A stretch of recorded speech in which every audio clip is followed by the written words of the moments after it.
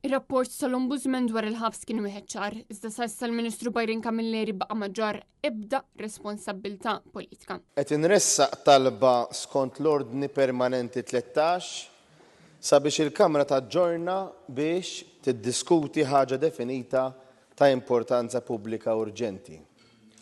Il-ħaġa definita li qed nitlob li l-Kamra taġġorna biex tiddiskuti hija l-konklużjoni u r-rakkomandazzjonijiet tal-Ombudsman fir-rapport tiegħu datat 31 ta' Jannar 2025. Kienet din it-talba li għamel il-kap tal-Partit Nazzjonalista Bernard Grech fil-Parlament wara li ġimgħa ġie ppubblikat ir-rapport tal-Ombudsman illi sab li fil-ħabs bejn Lulju 2018 u Diċembru 2021. Kien hemm azzjonijiet sistematiċi ta' amministrazzjoni ħażina li waslu għal ksur ta' drittijiet fundamentali ta' persuni umani li kienu qed jiskontaw sentenzi fil-ħabs ta' Kordin. Fil-Parlament, Bernard Grech spjega li l-Ombudsman sab li huwa moralment konvint li hemm korrelazzjoni u allura rabta bejn din l-amministrazzjoni tal-Kurunell Alex Dalli u numri ta' mwiet jew suwiċidi.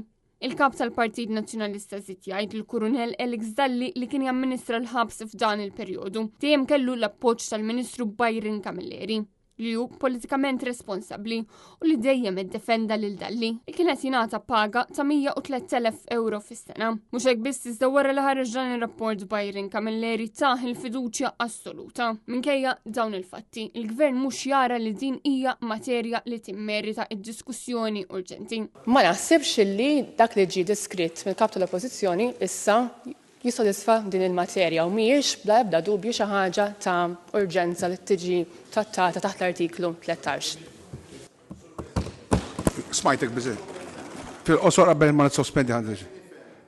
Qed nifhem. Onorevoli Bernard Grech. Fil-qosor. Il-Gvern il-mewt it-telf tal-ħajja umana u n-nuqqas ta' dinjità u terror mhijiex ħaġa Is-seduta hija sospiża.